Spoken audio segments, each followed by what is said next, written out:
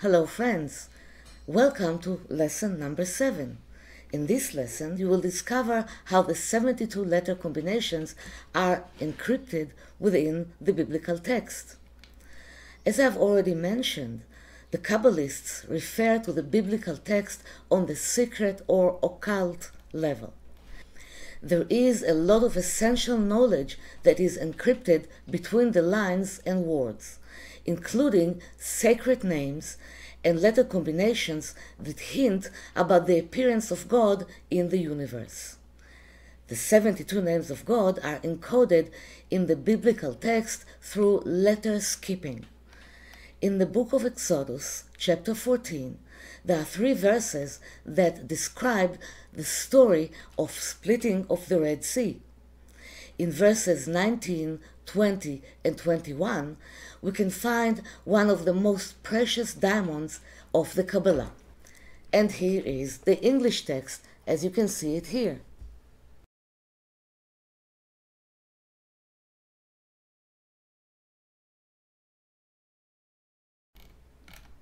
And this is the Hebrew text. I'll read you just a little bit of it. This is verse 19, Vayisa malach Elohim, and so on. Verse 20, Vayavo ben machane Mitzrayim uben machane Israel. And verse 21, Vayet Moshe et yado el hayam, and so on.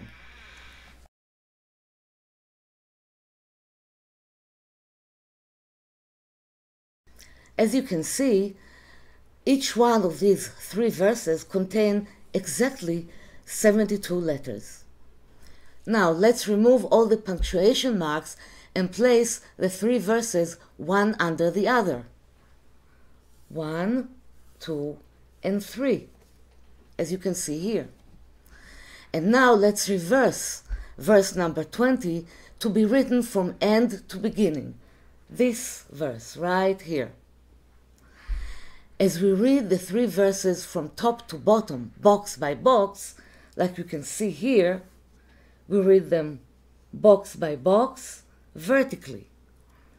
We get 72 sets of 3 letter combinations that read like this: Vav Hei Vav, Samech Yud Tet, Mem Hei Shin, Aleph Kaf Aleph, as you can see, and so on.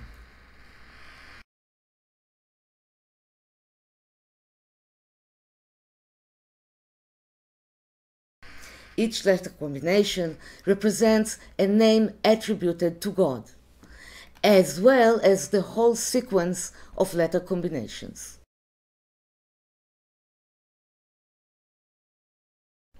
What is the most amazing thing that we can learn here? That the 72 names of God, which are encoded in chapter 14, the very forces that generated the splitting of the Red Sea, already existed right there from a time of creation in the text that describes how the miracle happened.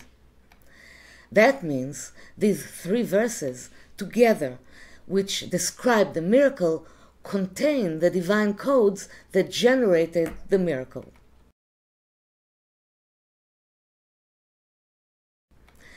Since the Torah was written before the creation of the world, and the text already included these 3 verses that encoded the powers of the 72 names of God, all that was needed was to activate them. And here's another hint that you can find on chapter 14. When the Israelites were trapped between the sea and the troops of Pharaoh, they cried and complained to Moses. Moses turned to God, and what was he told? Let's read verses 15 and 16. The Lord said to Moses, "Why do you cry to me? Tell the people of Israel to go forward.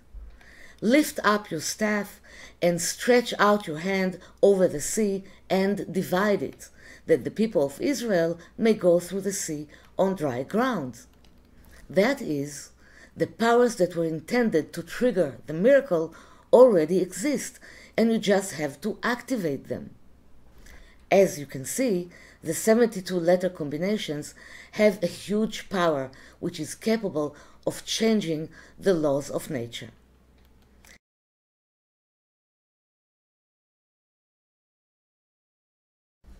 Here are a few words about the implementation of the 72 names of God after biblical times.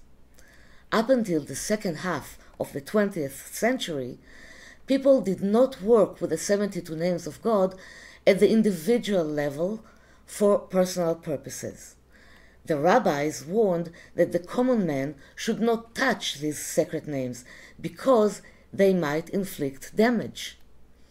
The 72 names of God convey very powerful energetic frequencies that connect between the powers of grace and decrees, and a person might, by misusing them, draw to himself decrees originating from the left line of the tree of life, the line of Gevurah and severity.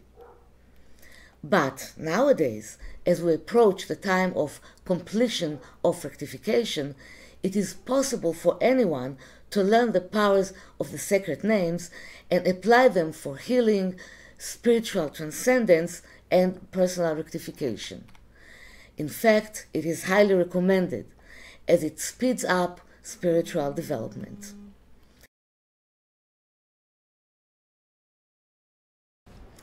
How do we apply the 72 names of God in our lives? How do we actually work with them? The most effective way to get the influence of the names is by inscribing them in the body and mind. In simple words, to imagine that the light is radiating from the letter combination, illuminates us, penetrates our head and body, and imprinted within us. By inscribing the sacred names, we infuse their energy frequency into our energetic field, which is where changes take place.